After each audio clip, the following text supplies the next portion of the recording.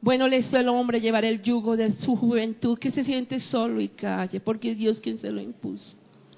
Oramos, Señor, en este momento, de una manera hermosa delante de tu presencia, para presentar nuestras vidas delante de ti, a esta preciosa iglesia que ha sido comprada, lavada por un precio de sangre. Señor, presentamos nuestras vidas en esta mañana, Señor, para que tu palabra tome cabida, Señor, dentro de lo más profundo de nuestro corazón. Permite, Señor, que esta palabra llegue, actúe, sea dinamita dentro de nosotros, Señor. Que sea una palabra que halle una cabida grande, Señor. Yo bendigo, Señor, a las personas que están conectadas por la internet. Bendigo, Señor, estas ondas, todos estos medios, Señor, que llegan a las casas, que llegan a diferentes partes del mundo, a Europa, aún a África, Señor, que hemos tenido, Señor, allí visitas de personas, Padre, en toda América, en toda Europa, Señor. Gracias aún en Arabia Saudita, Señor. Gracias por el privilegio que nos das de llegar, Señor, a aquellos lugares a través, Señor, de la internet. Bendecimos, Señor, este tiempo. Bendecimos, Señor, cada persona que va a escuchar esta palabra. Pero ante todo estamos, Señor, en humildad delante de tu trono, Señor, para hallar el oportuno socorro, Señor. Te doy gracias, Señor, por lo que tú haces, Señor, en nuestras vidas en este momento, en el nombre precioso de nuestro Señor y amado Señor Jesucristo. Amén y amén. Bueno, pueden tomar su lugar. Va a abrir conmigo, por favor, en Colosenses, una carta pequeñita. Me gustaría leerla toda como lo hice esta mañana. Nos demoramos 8 minutos, pero bueno, tenemos algo al final, pero yo lo invito a que usted la lea. Voy a tomar solo algunos textos de la palabra.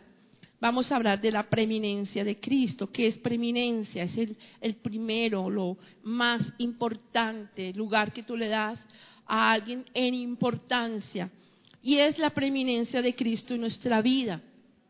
Colosenses es muy claro a hablar de ese primer lugar de Dios, y abramos el lugar en el gobierno universal. Dios envió a Jesucristo para hallar el primer lugar en la reconciliación, en la sabiduría, en el conocimiento y en nuestra vida personal.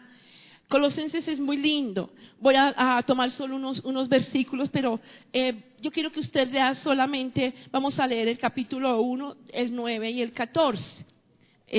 Lo leímos esta mañana para tener un panorama muy amplio, pero yo solo quiero que leer, por favor, conmigo, usted lea Colosenses capítulo 1 del 9 al 14. Por lo cual, también nosotros, desde el día en que lo oímos, no cesamos de orar por vosotros y de pedir que seáis llenos de ¿qué? Del conocimiento de su voluntad en toda sabiduría e inteligencia espiritual. Dígalo conmigo, ese último para... Llenos del conocimiento, dígalo conmigo, llenos del conocimiento de su voluntad en sabiduría e inteligencia espiritual.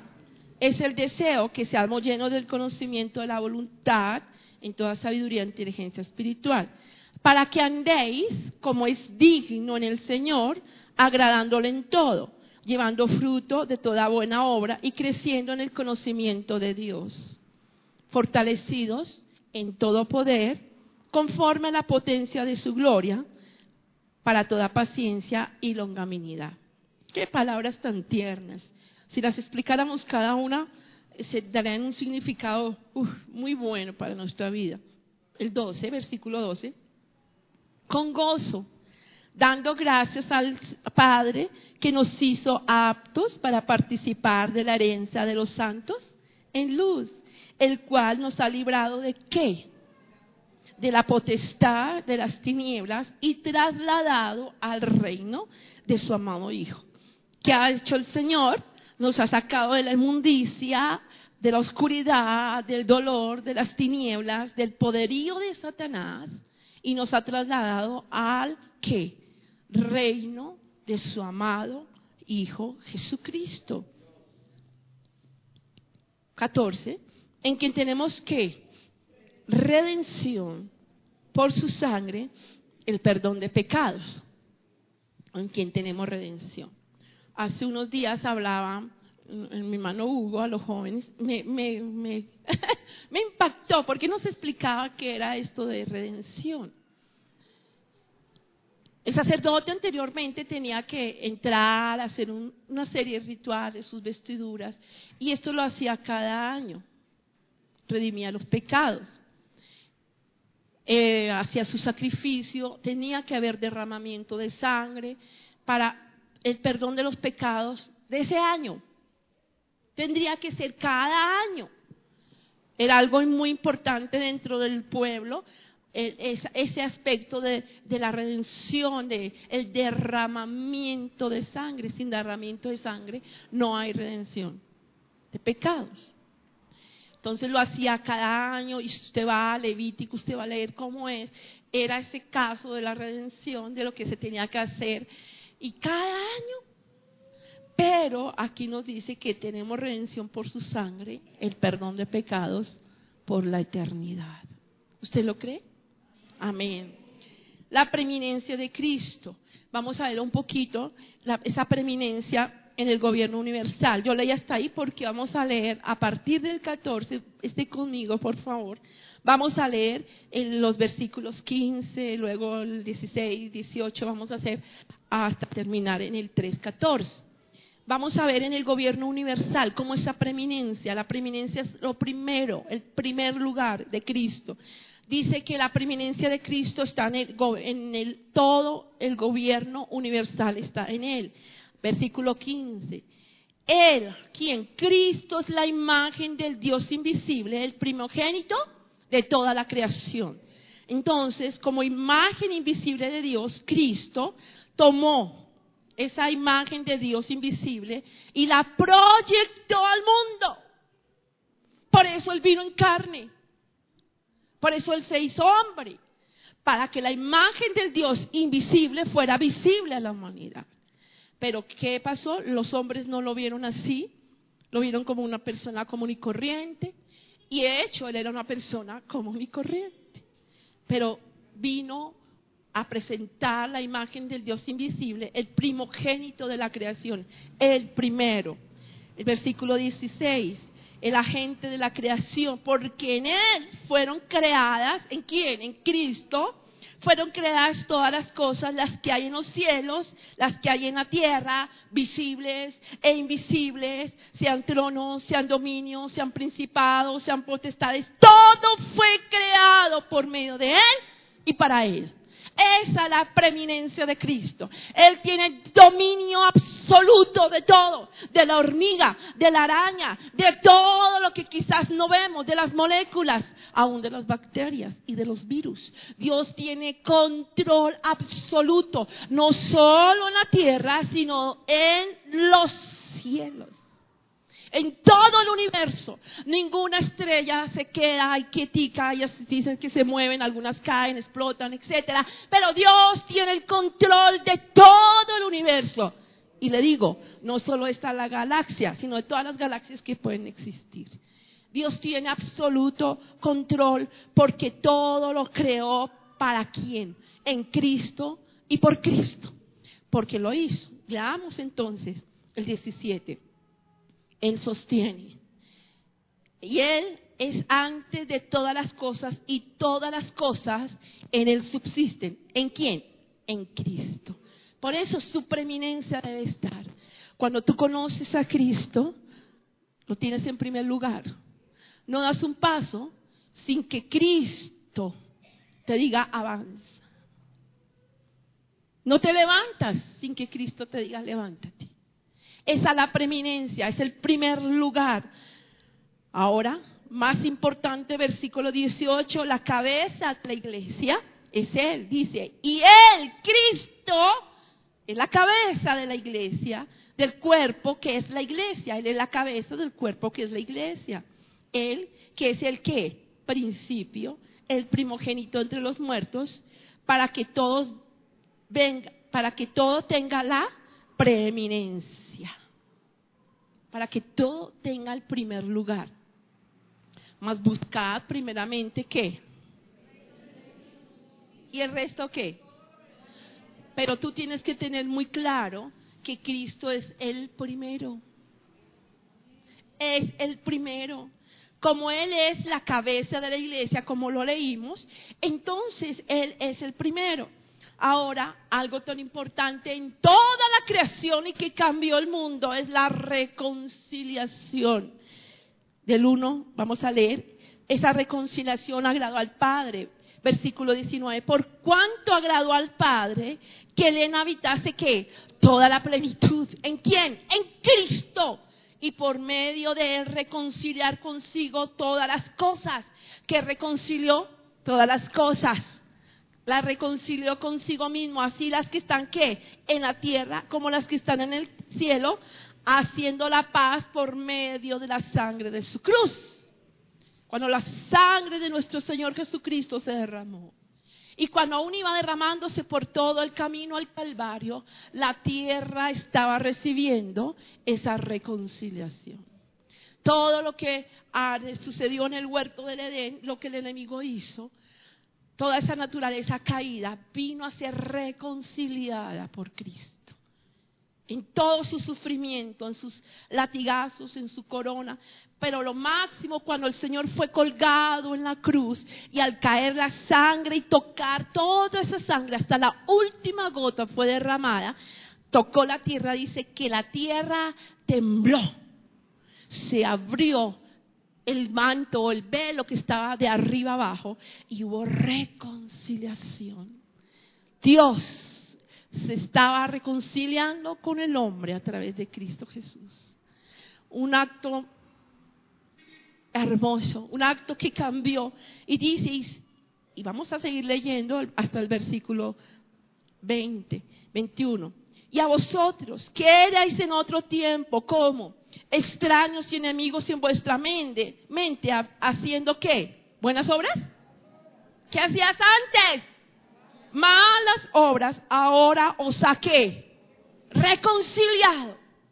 ¿Qué? Has vuelto a conciliar por él. Antes hacías cosas tremendas, ahora has vuelto a versículo 22. ¿En qué estamos reconciliados? En un cuerpo de carne, en su cuerpo de carne, por medio de su muerte. Cristo se hizo hombre como nosotros, cuerpo. Tenía que tener sangre como nosotros. Recuerde que esa reconciliación, esa remisión de pecados tenía que ser por sangre. Y Cristo lo hizo, derramó hasta la última gota.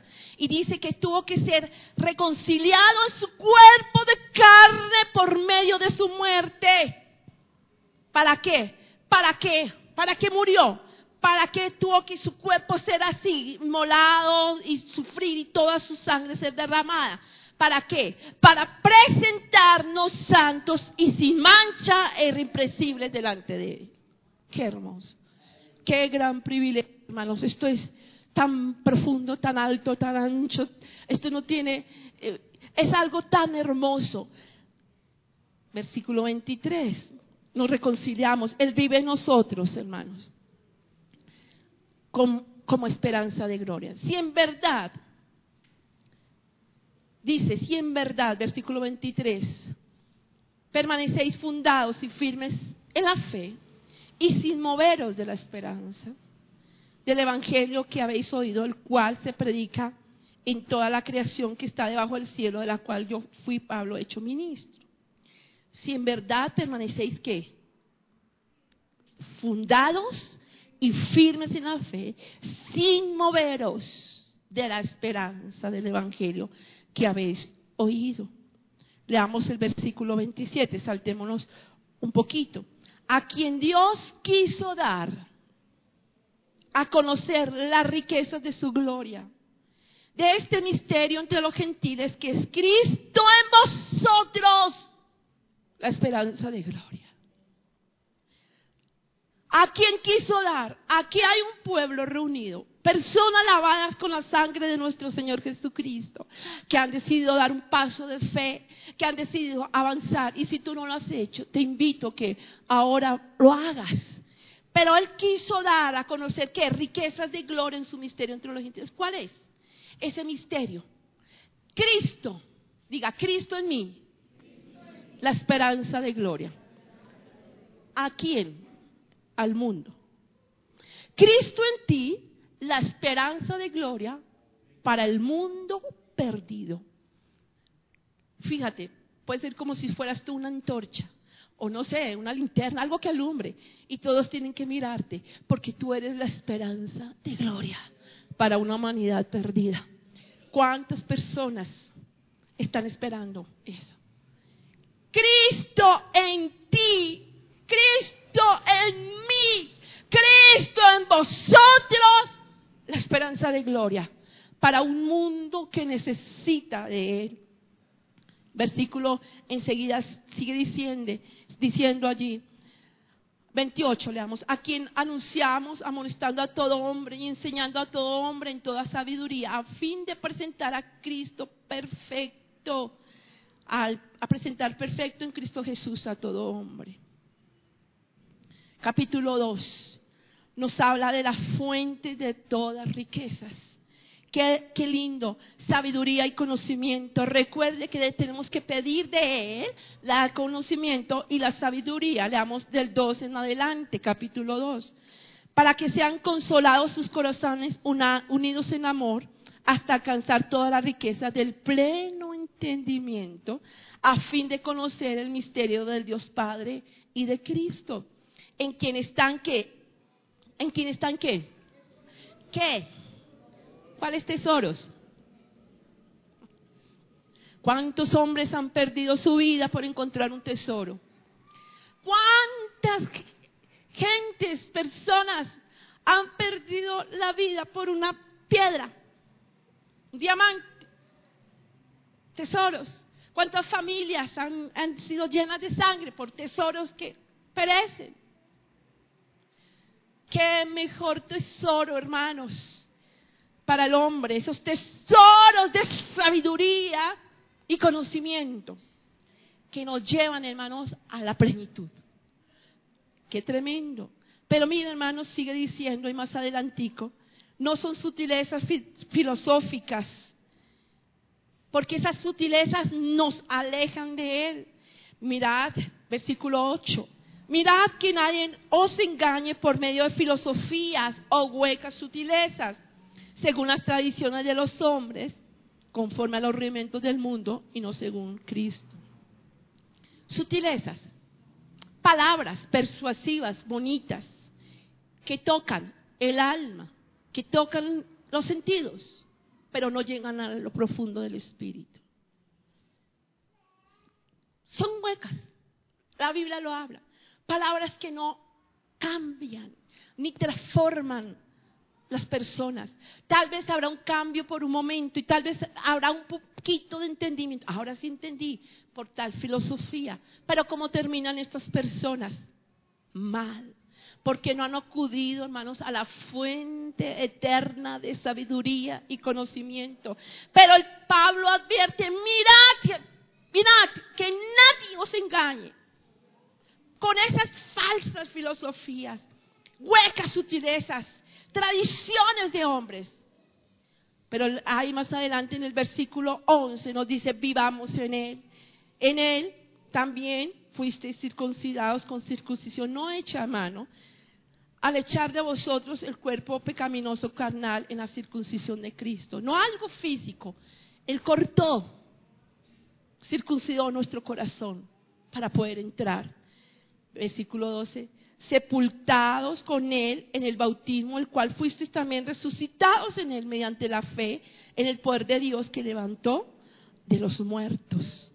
Y a vosotros, estando muertos en pecados, en la circuncisión de vuestra carne, os dio vida juntamente con Él, perdonándoos todos, diga todos nuestros pecados. Él es fiel para perdonar todos. Diga todos. nuestros pecados. No nos quedemos, hermanos, en nuestra situación antigua o en nuestras generaciones de maldad. Cortemos en el nombre de Jesús con toda maldad. Acudamos a la fuente de eterna salvación que es Cristo Jesús para perdón de pecados. El versículo 16 habla acerca que no es ni el legalismo ni el ritualismo. ¿Por qué tomo esto? Porque el legalismo, hermanos, escúcheme, son normas humanas para agradar a Dios. ¿Qué es una norma humana? Si tú no estás vestido de blanquito, no puedes entrar a la iglesia. Si no te pones un cinturón, no puedes. Si no te pones un paño en la cabeza, esos son normas humanas. Pudiese parecer muy digno, muy religioso, pero son normas. Y muchas personas son legalistas, hermanos. Ponen sus propias normas para agradar a Dios. Es que a Dios le gusta que yo sea así. Él me conoce. Cuidado. Es un legalismo. Aunque no lo quieras entender, es legalismo. Él me acepta así como soy. No diezmo, no ofrendo. Voy de vez en cuando, hago lo que quiero. Él me acepta así. Cuidado, porque Dios es un Dios soberano, poderoso y misericordioso. Ni el legalismo, hermanos. Capítulo 2, vamos del 16. Por tanto, nadie nos juzgue en comida, en bebida, en cuantos días de fiesta, luna nueva o días de reposo. No debemos juzgar ni colocar esto por encima de la voluntad de Dios. Versículo 17. Todo lo cual es sombra de lo que ha de venir, pero el cuerpo es de Cristo. Nadie nos prive de vuestro premio, afectando humildad, culto a los ángeles, entremetiéndose en lo que no han visto. ¿Cuántas sectas no se levantan, hermanos? ¿Cuánta gente adora a los ángeles más que a Dios? ¿Cuánta gente ¿cómo se dice? Se entrega a los ángeles. Ángel, guárdame, protector ángel. No saben lo que dicen, ignoran, se entremeten en lo que no han visto, vanamente hinchados por su propia mente carnal. Eso es duro, eso es duro. Pero muchas personas están en eso, en el legalismo. No me muevo, es que así a Dios le agrada, es que y rituales que no son necesarios. Gente que tiene que andar descalza o cometer ciertas cosas hacia su cuerpo porque creen que es el sacrificio, le agrada a Dios. Sigamos leyendo. 19. No haciéndose de la cabeza. ¿Quién es la cabeza? Lo habíamos leído. Cristo. No haciéndose de Cristo, en virtud de quien todo el cuerpo, nutriéndose, uniéndose por las coyunturas y ligamentos, crece con el crecimiento que da Dios. Versículo 20. Si pues habéis muerto con Cristo en cuanto a los rudimentos del mundo, ¿por qué? Como si vivís en el mundo, sometéis a preceptos tales como no manejes, no gustéis, no toquéis, conforme a los mandamientos y doctrinas de hombres. Cosas que todo se destruye con el uso, lo dice así. 22, 23. Tales cosas tienen a la verdad cierta reputación de sabiduría en culto voluntario, en humildad y en duro trato del cuerpo, pero no tienen valor alguno contra los apetitos de la carne. Pueden hacer eso, pero no les va a funcionar. Pasemos al capítulo 3. En nuestra vida cristiana, Él es nuestra vida. ¿Quién es nuestra vida? Cristo, el primero, el único. Tú no puedes ver a Cristo de una forma humana. Tú debes de ver a Cristo como la forma divina. Capítulo 3, versículo 3. Porque habéis muerto y vuestra vida está escondida ¿en quién? Con Cristo en Dios. Podemos vivir en santidad y bendecir a otros. Y terminamos con preciosa lectura. Haced pues, versículo 5, vaya conmigo, capítulo 3, versículo 5. Haced morir pues lo terrenal en nosotros. Wow, tremendo, hermanos. Nos pide, Señor, fornicación, impureza, pasiones desordenadas, malos deseos, avaricia, que es idolatría, cosas por las cuales la ira de Dios viene sobre los hijos de desobediencia, en las cuales vosotros también anduvisteis en otro tiempo cuando vivías en ellas. Pero ahora dejad también vosotros todas estas cosas: ira, enojo, malicia, blasfemia, palabras deshonestas de vuestra boca. No mintáis los unos a los otros, habiendo despojado del viejo hombre con sus hechos, revestidos del nuevo, el cual conforme a la imagen del que lo creó, se va ¿qué? Renovando hasta el conocimiento pleno. Versículo 12. Vestidos pues como escogidos de Dios, santos, amados, de entrañable misericordia, de benignidad, de humildad, de mansedumbre, de paciencia, soportándonos unos a otros y perdonándonos unos a otros. Si alguno tuviera queja contra otro, de la manera que Cristo os perdonó, así también hacedlo vosotros. Versículo 14, dígalo conmigo, todos. Y sobre todas estas cosas, vestidos de amor, que es el vínculo perfecto. Sigamos el 15. Y la paz de Dios gobierne en vuestros corazones, a la que asimismo fuisteis llamados en un solo cuerpo, y sed agradecidos.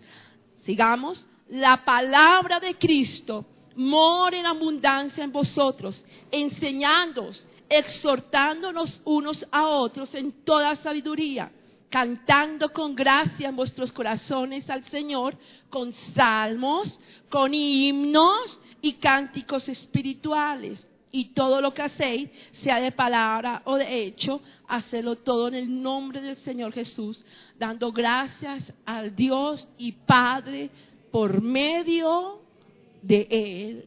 Amén. Incline su rostro. Señor, gracias. Cuando vemos los Colosenses, Señor, y vemos esas palabras tan sobrias, elocuentes y majestuosas que salen del corazón de Pablo, y lo vemos, Señor, que él las escribía, Señor, en una prisión, en la oscuridad, y las escribía con pasión hacia un pueblo, Señor.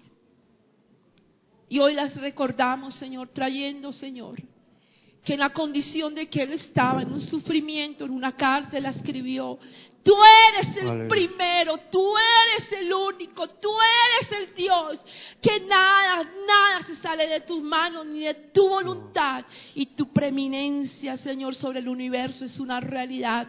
Tú gobiernas el universo, tú has traído la reconciliación, en ti están los tesoros de la sabiduría y el conocimiento, Señor. En ti nos movemos diariamente, Señor, para vivir una vida plena, Señor. Yo te doy muchas gracias, Señor. Gracias, Señor, por este momento. Señor, yo te doy gracias en el ambiente espiritual que estamos tan hermoso, Señor, en esta mañana.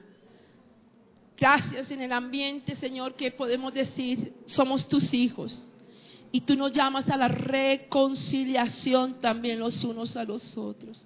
Y tú nos llamas también, Señor, a estar llenos de amor unos con otros, Señor, en el nombre precioso de nuestro Señor y amado Señor Jesucristo.